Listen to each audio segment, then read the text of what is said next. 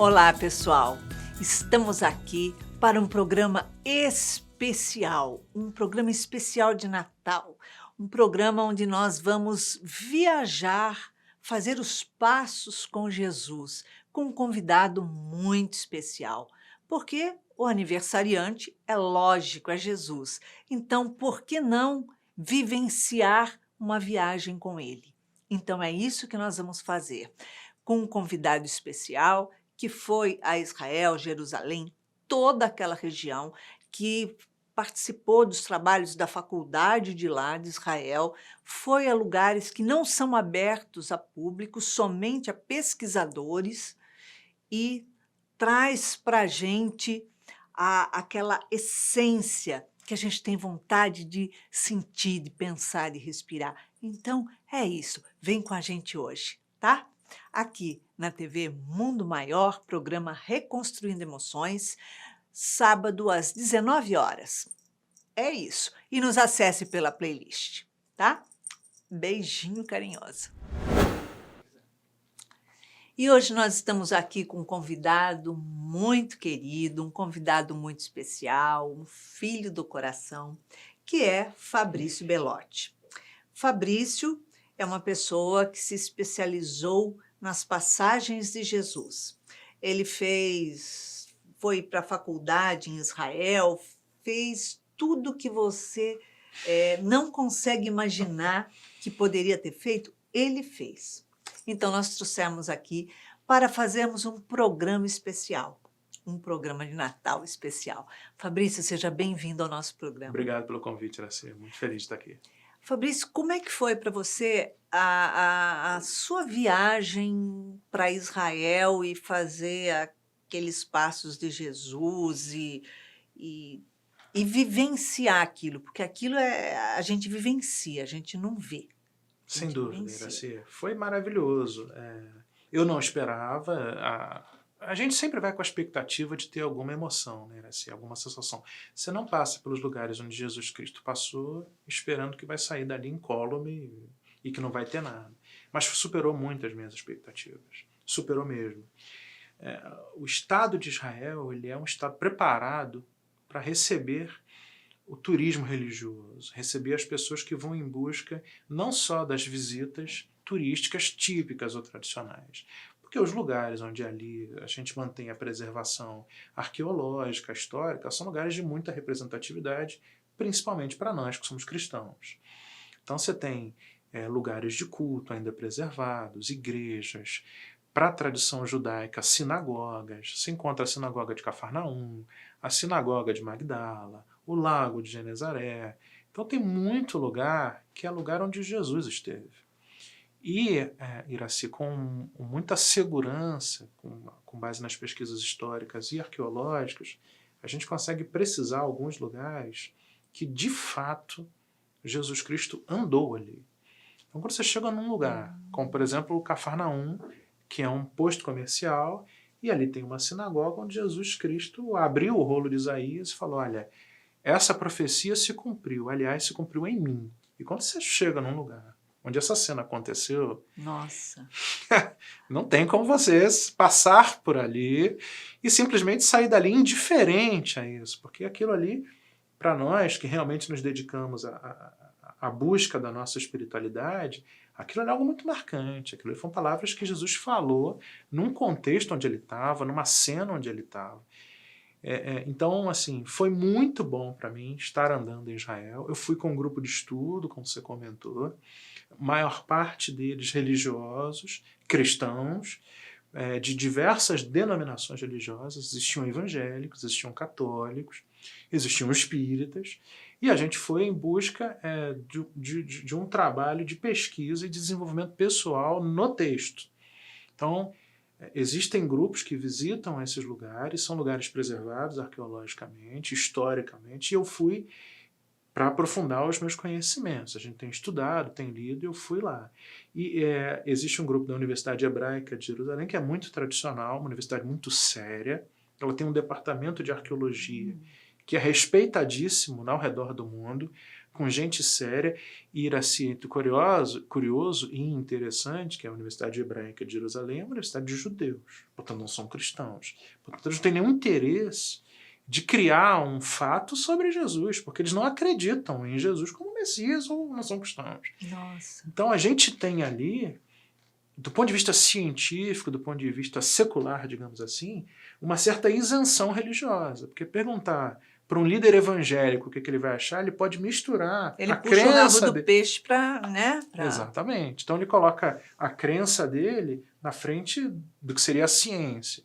E a gente ali estava num grupo de professores, tinham antropólogos, tinha arqueólogos com a gente, de gente visitando os lugares falando, olha, tá aqui a escavação, tá aqui o lugar. Então você chega num lugar, como por exemplo que eu estava citando, que é Cafarnaum, você vê claramente uma sinagoga do primeiro século. E você tem extratos arqueológicos, pesquisas que demonstram que aquela é uma sinagoga. E só tem aquela. E eles escavaram, assim, num raio de dezenas de quilômetros. Nossa! Então é ali. Porque se tivesse alguma coisa diferente, eles iam me encontrar. Iriam encontrar. Existem pesquisas que você consegue pesquisar, consegue ver. Então você chega num lugar, tem uma pequena aldeia e fala, olha, nessa aldeia Simão Pedro morou. E Jesus morava com Simão Pedro. Então Jesus morou aqui. Em alguma dessas casinhas que vocês estão vendo aqui, o mestre dormia com Pedro, com a sogrinha dele, com o seu irmão André, com o time dele. E tá vendo aquela sinagoga ali? Vamos lá. É nessa sinagoga que Jesus ensinava. É nessa sinagoga que ele curava as pessoas. São lugares realmente que não dá para falar que foi mexido, porque ninguém tinha interesse em... Existem lugares, Iraci, que a gente tem, em tempos posteriores a Jesus, a tradição cristã aponta aqueles lugares como sendo os lugares onde acontecera alguma coisa.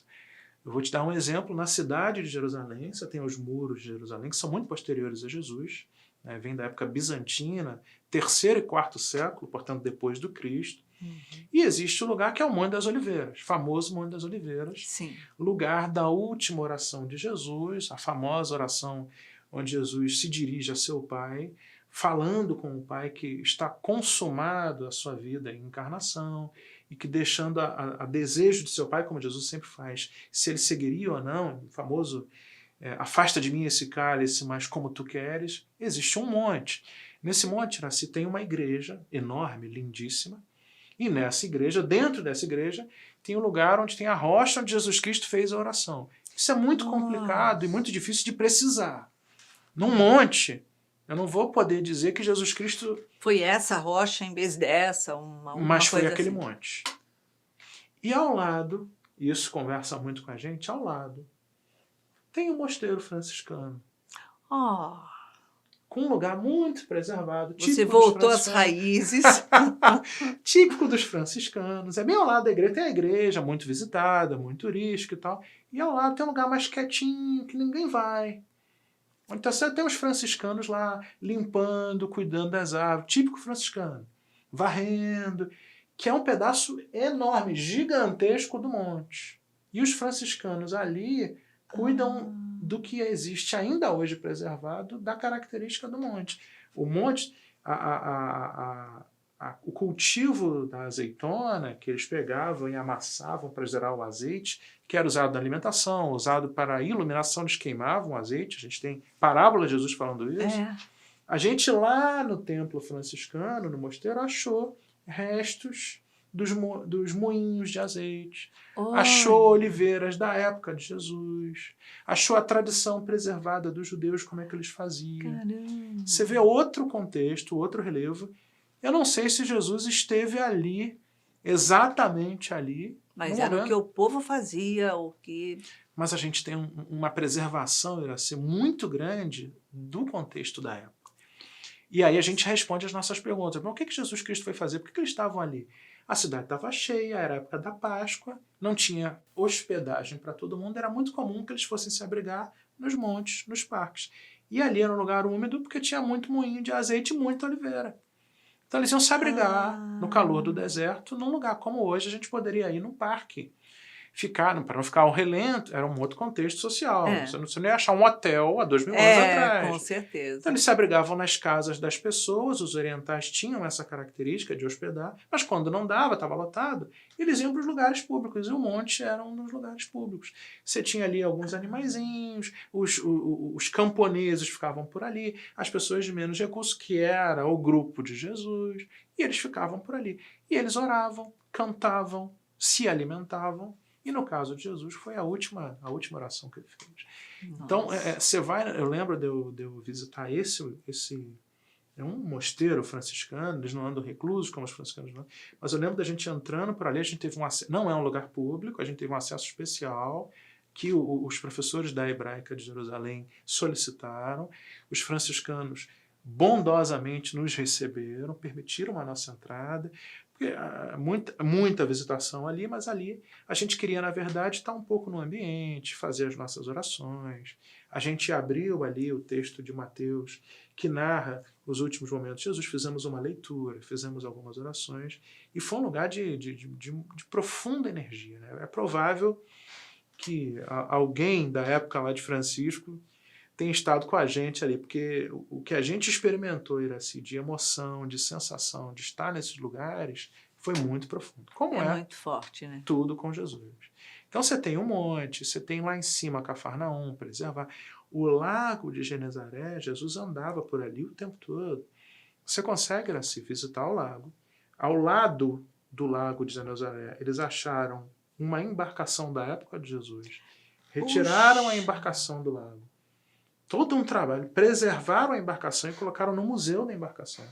Olha que bacana. Disponível para a gente ver como era de fato a embarcação, onde Jesus andou, seus apóstolos andaram, Pedro, Simão, Tiago, ficavam em cima daquelas embarcações, jogando as suas redes e tirando seus peixes. Você acha uma embarcação de 2.000 anos atrás e você anda pelo lago.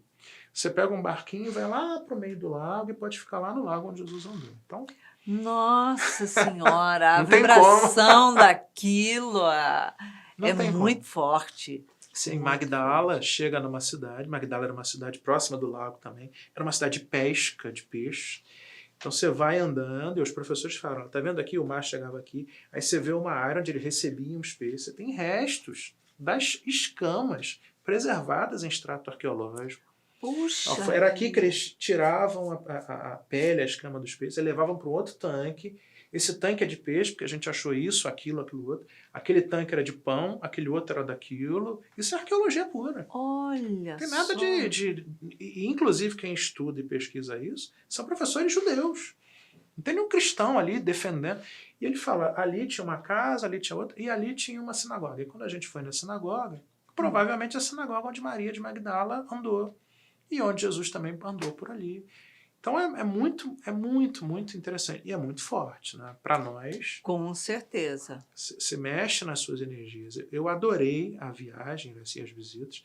Não é fácil andar por Israel. Você precisa ser guiado. Você não consegue alugar um carro e sair andando, a menos que você queira fazer apenas um passeio turístico. Mas se você quiser visitar os lugares de maior profundidade espiritual são os lugares mais isolados, distantes do grande público, mas são os lugares que guardam a maior riqueza de detalhes históricos e arqueológicos importantes. E não é assim aberto à vontade à visitação? É pouco aberto, alguns são abertos até, mas eles não fazem parte dos roteiros tradicionais. Como se você vier aqui no Rio de Janeiro, aí você vai no Pão de Açúcar e vai no Cristo Redentor. O Cristo Redentor é um lugar religioso? É. Mas você não vai no Mosteiro de São Bento, ou você não vai no Seja Barra. Você pode até ir, mas você precisa de um guia local para você poder... te leve. Exatamente. E não só em Israel, eu tive a oportunidade de visitar também Belém, né, onde a gente tem a famosa igreja que representa o nascimento de Jesus, a Anunciação, é belíssima. Eu estive em Nazaré. Nazaré fica no estado de Israel. Belém fica em função das características de conflito político. Você tem a autoridade palestina, que é eminentemente muçulmana, portanto árabe, e o Estado de Israel. Existe uma tensão sociopolítica atual ali. Para você entrar no Estado da Palestina, você tem que passar por uma espécie de fronteira, mas você chega em Belém com facilidade. E Belém, eu visitei, por exemplo, uma gruta, ou grutas, ou lugares, que são lugares muito próximos de onde Jesus Cristo, onde Maria teve Jesus. Nossa. Tem lugares, por exemplo, em Nazaré, tem lugares em Belém, tem um lugar específico de uma igreja que está em Belém preservado, e veja como a tradição cristã, Iraci, ela mantém acesa e viva essa lembrança do nosso grandioso Mestre Jesus. Jesus nasceu em Belém, e naquela época ele fora visitado lá, era uma aldeia de pessoas que cuidavam de campo, né, de pecuaristas, por assim dizer, né, de aldeões ali.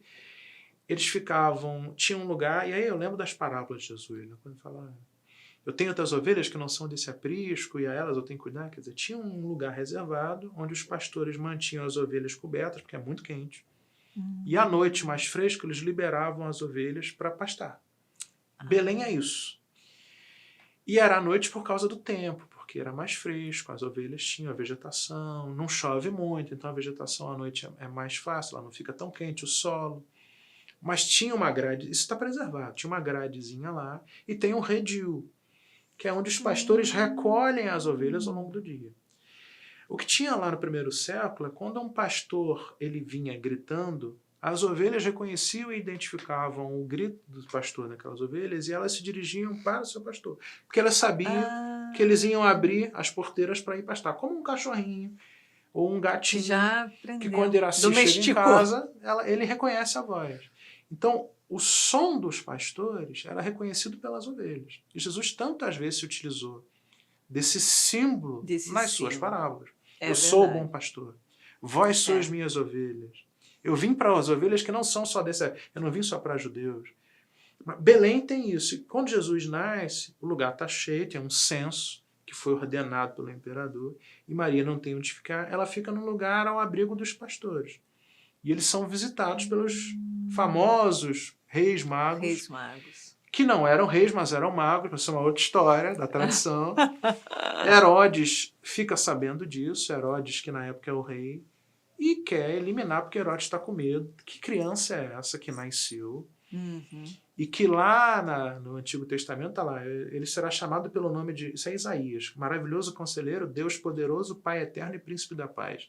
Herodes fala, essa criança vai tomar o meu trono. Ele com mania de perseguição e paranoico que era, e ele manda matar todas as crianças até os 2 anos. Até os 2 anos. Pois, Iraci, isso, para algumas pessoas, é considerado uma tradição, isso não aconteceu.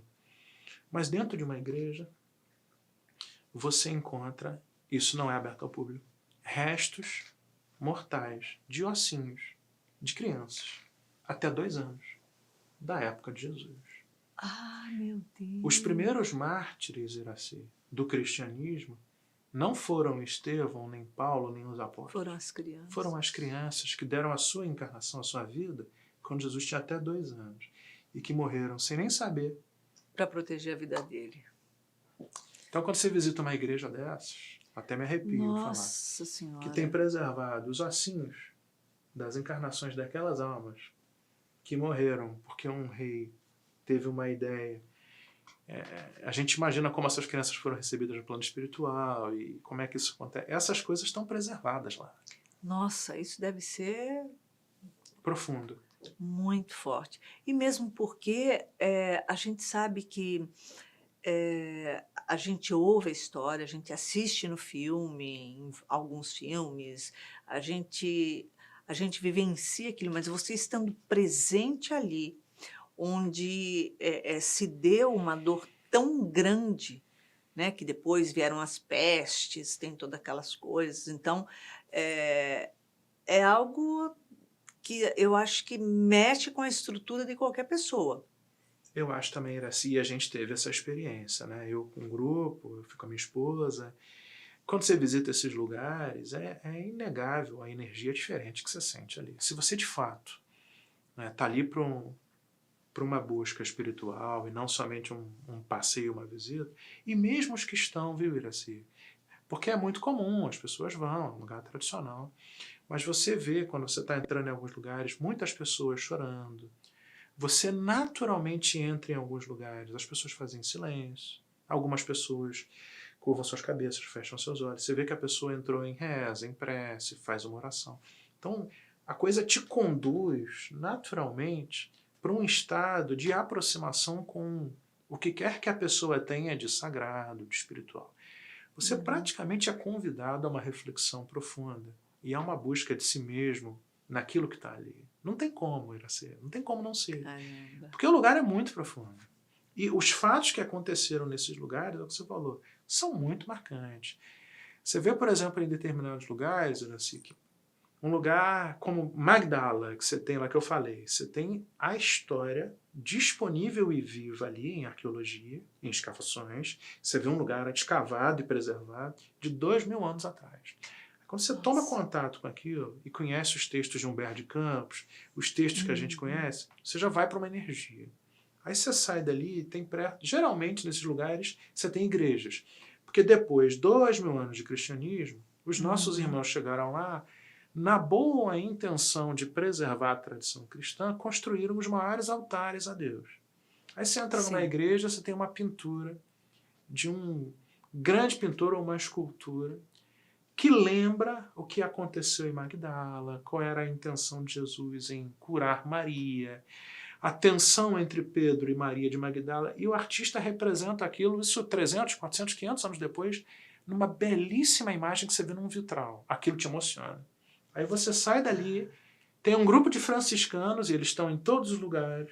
Olha que bacana. Os franciscanos são, o Iraci, nomeados pelo Vaticano como os grandes cuidadores dos lugares sagrados do mundo. Olha que bacana. Por quê? Porque os franciscanos são, dentre os católicos apostólicos romanos, o povo mais pacífico, Iraci. Eles não brigam com os outros. Olha só. Os ortodoxos gregos brigam, os semitas brigam, todos eles têm alguma... Mas os franciscanos são da paz. Então, o que o Vaticano fez? Esse lugar aqui é sagrado. Se você chegar, por exemplo, nas grandes igrejas e nos grandes lugares em Israel que tem o catolicismo, você verá um franciscano lá. É cuidado por franciscanos. Porque ele não vai comprar briga com judeu, ele não vai comprar briga com ortodoxo, ele não vai comprar briga com árabe. Bom, franciscano é franciscano. Vamos deixar isso para uma outra conversa, né? Sim, sim. E aí você sai desse lugar com essa igreja, com esse vitral e entra, você tem um franciscano fazendo um canto gregoriano e louvando a Deus, ou se aproximando de Deus naquele lugar. Em cada um desses lugares você experimenta uma emoção que te conduz e te remete ao próprio Senhor. É muito profundo. Para mim foi muito profundo. Eu acho que deve ser transformador você chegar nesse lugar lembrando dessas histórias, lembrando dele com aquelas vestimentas, você se transportar para esse lugar, eu acho que leva a gente a ter uma outra lente da vida. Para que tudo isso?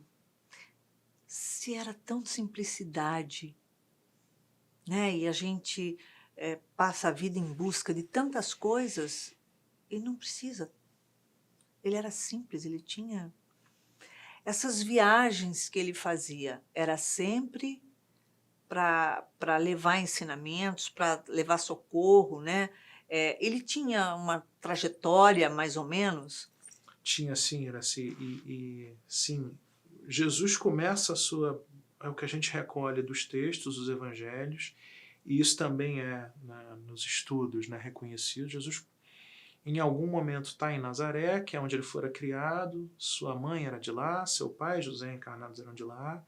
Ele sai de Nazaré, Nazaré fica ao norte, Nazaré tem o mar da Galileia, Nazaré fica um pouquinho a oeste, aqui, uns 8 quilômetros do mar, mas ao norte. Ele vai até o Jordão, que é um rio que corta Israel de norte a sul, ele vai até ali, provavelmente pega uma estrada que tem naquela região e vai até lá embaixo, próximo ao Mar Morto, onde estava João Batista, e ali ele é batizado. Essa rota é descrita e conhecida, geograficamente conhecida. Isso está em livros, historiadores apontam isso. Ele é batizado, depois ele vai para o deserto da Judéia, que fica perto ali, embaixo de Jerusalém, onde ele fica 40 dias e 40 noites, isso é muito perto, é um deserto árido. Depois ele volta para onde estava João Batista, ele se encontra com outras pessoas, ali ele começa a fazer os encontros com os seus primeiros seguidores, ali ele recolhe Simão, recolhe Tiago, recolhe André e recolhe João, os filhos de Zebedeu, já passa por Jerusalém, já vai no norte de novo. E Jesus faz isso, Iraci, Os autores variam, mas Jesus fez aproximadamente 50 viagens na sua vida de 3 anos e pouquinho. 50. É muita Nossa, ele coisa. não parava. É muita coisa. Porque você não tinha carro, você não tinha as conduções que se teriam hoje para ir mais rápido, né? Cavalo, camelo. Os que tinham mais recursos, Jesus não estava entre estes, ainda podiam se movimentar ao lombo de um animal. Jesus andava a pé. Exatamente. O que significava que era mais lento, mais cansativo e mais sofrido. E ele fez 50 vezes isso. Então, esse caminho de sair lá do norte, da região onde ele estava, que era Nazaré, ele vai, inicia seu ministério, passa pela Judéia, passa por ali. Quando ele sobe, ele vai para uma cidadezinha chamada Caná, onde tem as bodas de Caná, e ele faz o primeiro milagre descrito, que é a multiplicação do vinho na festa de casamento. Isso. Depois ele volta para sua cidade, Nazaré, ele estava perto, você vê que nas bodas de Caná a mãe dele estava lá, Maria, estava pertinho. Sim. Depois ele vai para Nazaré de novo, depois ele vai para o lugar onde ele passa a maior parte do tempo ensinando, que é ao norte, assim. Cafarnaum, Magdala e ao lago Tiberíades, por ali. São as cidades mais simples, é o que você falava antes. Camponeses, pescadores e pecuaristas, gente sem dinheiro, gente abandonada. O governo central de Israel, até hoje, Iraci, fica lá no sul, onde ficava o templo. Onde tinha os sacerdotes, onde tinha os escribas, onde tinha o sumo sacerdote, onde estava Pôncio Pilatos.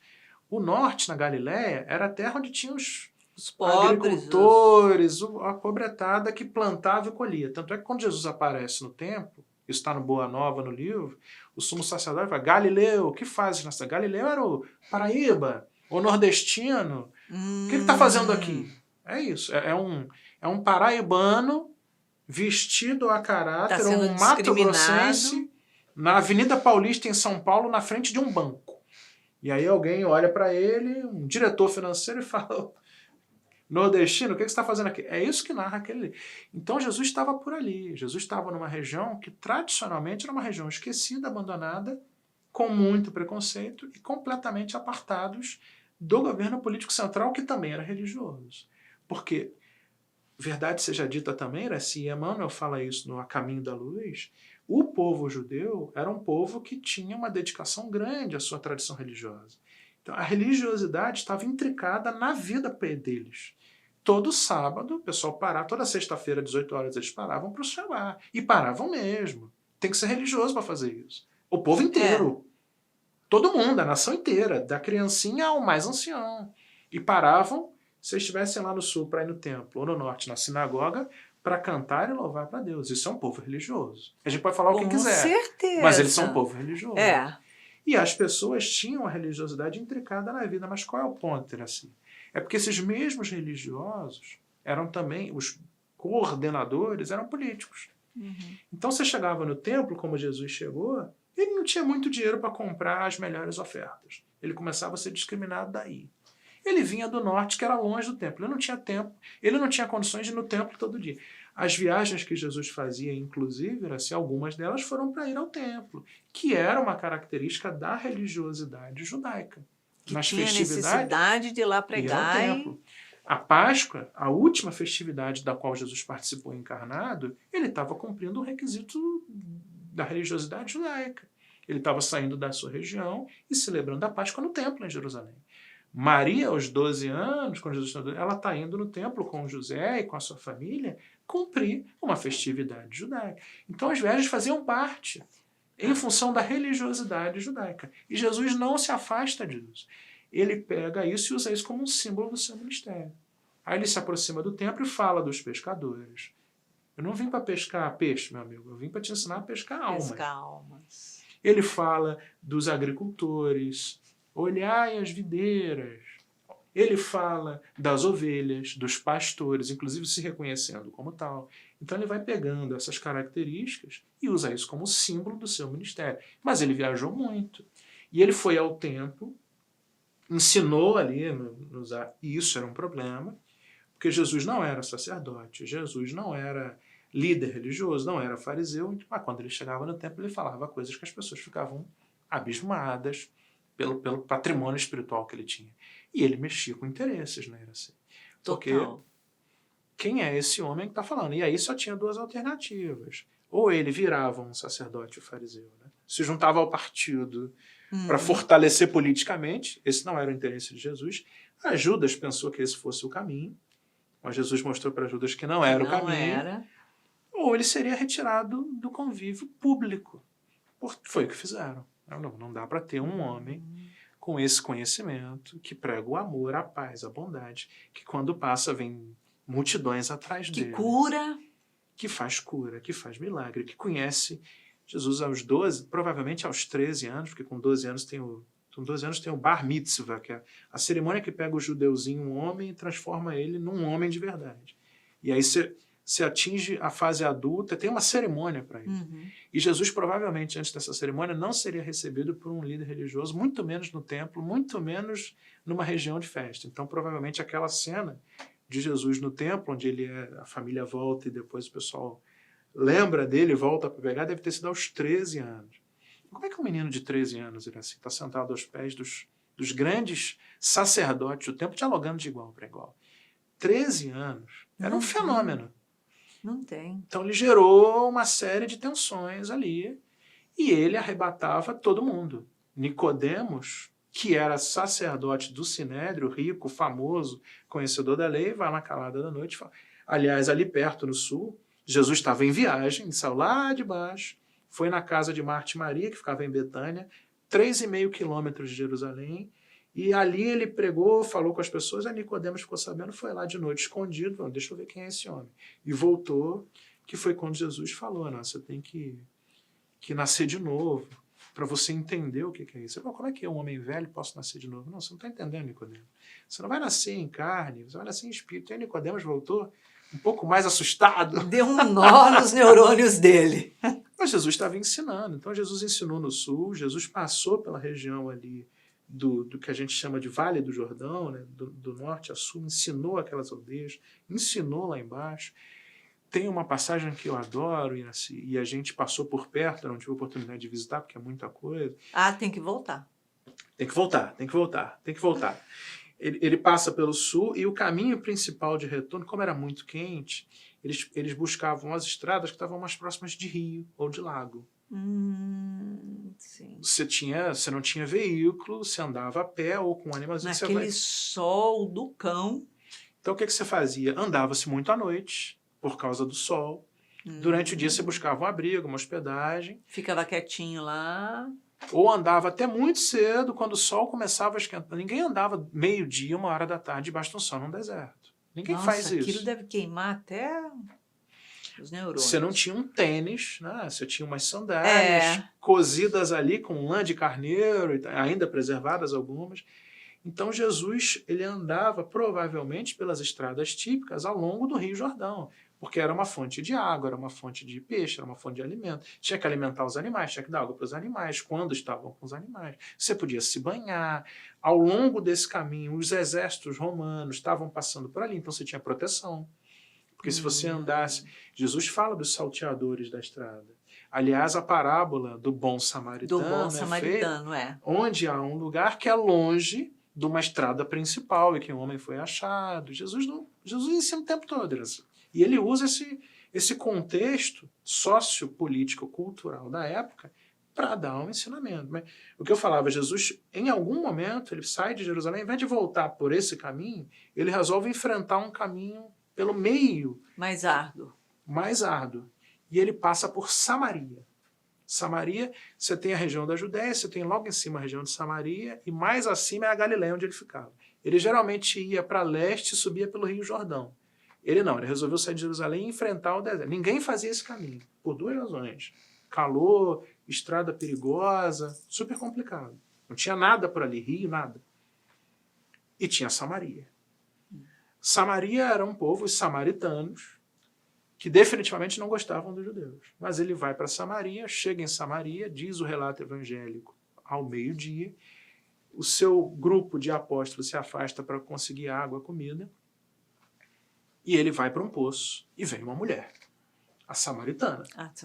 E Jesus chega para ela e fala, me dá um pouquinho de água, que é um dos relatos dos mais belos. Lindo. Belos. Está em João, no capítulo 9. Quer dizer, dentre outros, né? E ela, primeiro que ela era mulher. Homem não falava com mulher aberto publicamente. Era uma questão, a mulher falava com seu esposo. E ele que se reportava, né? Ou, por exemplo, nos casamentos, isso até hoje tem isso, tá, Iraci? O judeu ortodoxo, quando o menino e a moça há uma proposta de casamento, que vem dos pais, evidentemente, é a mãe da moça que fala com a mãe do menino. O menino e a moça não se falam de jeito nenhum. Isso é em 2021. Jesus. Imagina 2000 anos atrás. Nossa Senhora. E mais, além de ele ser um homem, varão, 34, 33, 32 anos, uma mulher, Jesus jamais, um homem judeu, jamais abordaria uma mulher em público. Ele nem conhecia. E falaria com, nossa, aí seria uma afronta, uma falta de respeito. Escandaloso, assim. Escândalo, para aquele costume, escandaloso. E mais, ela era segunda questão, ela era samaritana. E os samaritanos tinham uma rixa, uma briga com os judeus, porque eles tinham lugares de culto separados. Lá atrás teve uma questão religiosa. Eles adoravam nesse monte que existe, o Monte Gerizim, e os judeus construíram um templo lá embaixo no Monte Moriá. Então eles achavam, os samaritanos, que os judeus eram contrários, religiosamente, falavam, briga.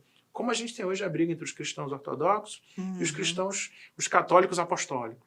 Sim. Jesus chega para aquela mulher e fala, me dá água. A mulher toma um susto. Fala, como tu, embora sendo judeu, vem falar com uma mulher? E aí Jesus, olha, se você soubesse... Ele aí, quebrou todas as regras, as bases, tudo, né? E aí Jesus fala uma das coisas mais belas que Jesus fala, olha, uma conversa que para ela deve ter soado esquisitíssima, mas para a nossa tradição, sobretudo a tradição cristã espírita, a gente entende o que Jesus está falando. Kardec nos ajudou, porque Jesus fala, olha, se você soubesse quem sou eu e a água que eu tenho para te oferecer, você tomar da minha água, você nunca mais vai ter sede. A mulher, nunca mais vou ter sede. Que água viva é essa?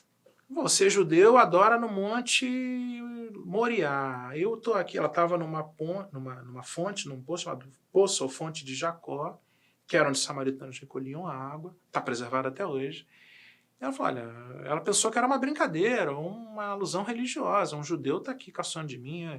Vocês adoram lá no monte, lá embaixo. A gente adora aqui porque nossos antepassados sempre adoraram aqui. E que história é essa de água? Então me dá essa... Ela faz uma afronta. Então me dá essa água que eu nunca mais vou ter sede. E ela teve muita coragem também para falar com ele. E aí Jesus também tem isso, né? Ele percebe. Jesus sempre, quando tinha condições, ele trazia o marido para a história. Ela vai chamar teu marido. Ela, não sou casada. Jesus, de fato, você não é casada e você está no seu 5º relacionamento e nesse 5º você não é casada. Ela, eu estou vendo que eu estou falando com um profeta. E aí a história se desenrola e aí Jesus fala, olha, você tem razão, seus antepassados adoravam no monte, mas vai chegar o tempo, e agora é, onde os verdadeiros adoradores de Deus nos adorarão em espírito e verdade. E aí ele declara, ele fala isso para ela toma um susto e fala, eu espero um Messias. E aí Jesus pela primeira vez fala, né? Eu sou o Cristo, o Filho de Deus vivo. Então ele declara que ele é o Messias, verbalmente, é a primeira vez que ele faz isso. Ele não fez isso nem para João Batista, que mandou perguntar, você é o Messias? Ele falou, olha, eu faço milagre, eu faço cura, eu faço tudo. Você tem dúvidas? Mas para ela ele falou textualmente. E ela era uma samaritana no meio de um poço, ao meio-dia, numa cidade onde os judeus não passavam. Então o que Jesus Cristo foi fazer nessa viagem? Ele foi mostrar para todo mundo. Isso tem sinais. Ele passava, é o que você falou, ele passava por lugares que ninguém passava. Ele visitava terras que ninguém visitava. Ele quebrava todas as convenções sociais, tradicionais, ético-culturais, para mostrar que, no fundo, a nossa religiosidade espiritual não tem nada a ver com isso. A gente tem que estar muito mais livre e aberto ao sagrado. E a gente tem que ter a disponibilidade de fato, colocar Cristo na nossa vida como Ele se apresentou. E não como a tradição ou qualquer outra coisa nos ensina. Que é amar, que é perdoar. Ele estava genuinamente interessado em coisas profundas. Falar com uma mulher no meio de um poço, Jesus podia ter apanhado. Até quando os apóstolos voltam, falam, mas Senhor, o que você está fazendo falando com essa samaritana aqui? Onde se viu, né, que Deixa ela ir lá, ela vai buscar o marido dela, a gente vai continuar essa conversa. E Jesus fez isso o tempo todo. Jesus chegava numa sinagoga, como a gente tem relato na sinagoga de Cafarnaum, aliás, a sinagoga do templo, lá embaixo, assim, e no sábado, e ele não chegava no sábado por acaso. Ele chegava no sábado propositalmente. E aí vinha todo mundo atrás dele, e ele curava cego, coxo, levantava manco, foi lá no tanque de Betsaida, que está disponível para visitação pública, lindíssimo, lugar maravilhoso, um lugar de água muito profundo. Jesus pegou lá um homem que andava coxo lá, não conseguia andar, coloca a mão nele e fala, meu amigo, levanta e anda. E a pessoa levantou e andou no meio do sábado. E aí os sacerdotes falavam assim, mas Ninguém trabalha, ninguém pode fazer nada. como é que você faz também. isso no sábado? E Jesus, meu Deus, vocês estão preocupados com o sábado. Eu acabei de fazer um homem levantar e andar. Vocês estão preocupados com o sábado. Exatamente, quer dizer, tipo, É isso. o que tem sentido, o que tem valor, o que é profundo, vocês não estão enxergando. E ele fala, né, assim, então, foi o sábado que foi feito para o homem que foi feito para o sábado. Vocês estão com um desvio de percepção.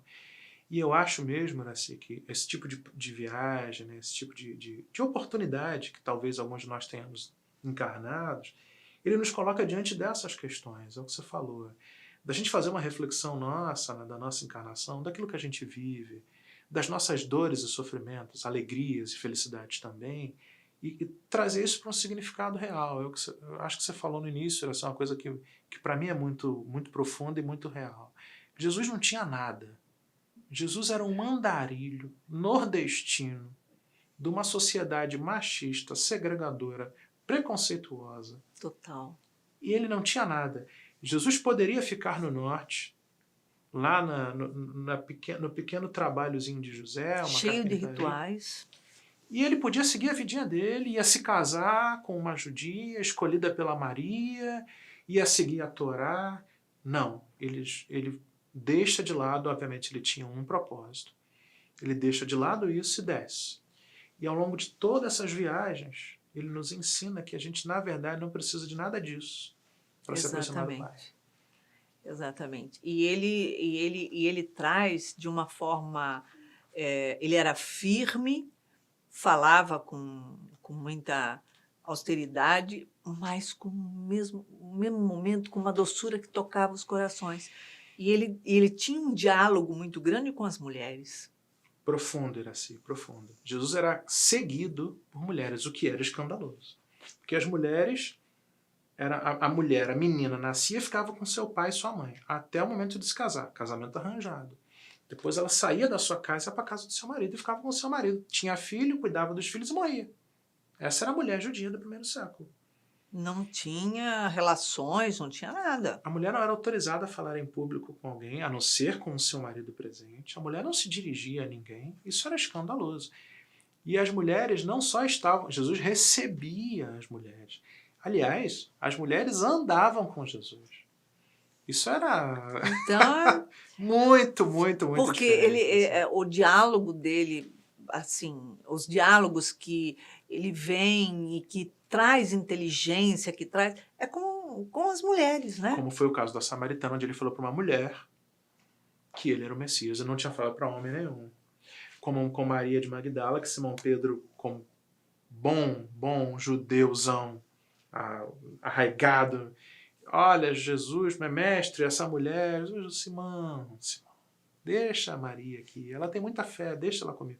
E Iraci, os relatos apontam que Jesus, nesse seu desprendimento, porque ele queria dar um recado de que não era necessário o material, nem o físico. Mas Jesus simplesmente... O núcleo familiar, a pessoa só vivia em família. Senão ela estava perdida. Ainda mais um camponês lá de cima. Ele renega tudo isso, ele abandona tudo isso, ele deixa para trás e vai andar sem nada. Ele vivia de favor, dormindo na casa dos outros, pedindo contribuição voluntária para o seu grupo. E grande parte das pessoas que sustentavam o grupo de Jesus eram mulheres. Então, tá aí outro recado que ele dava para todo mundo. Falava, eu não tenho problema com isso. É vocês que têm problemas. Exatamente. O preconceito está em você, a discriminação está em você, não em mim. O reino de Deus é aberto para todos. É muito especial.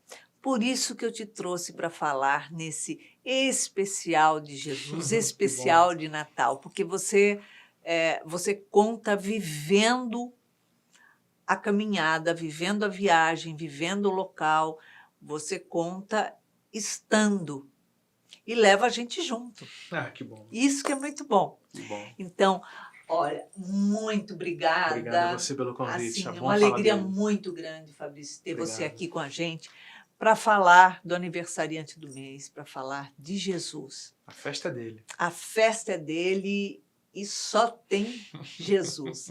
É isso aí. Então, muito obrigada, que Jesus continue junto da gente. Ele estará entre nós.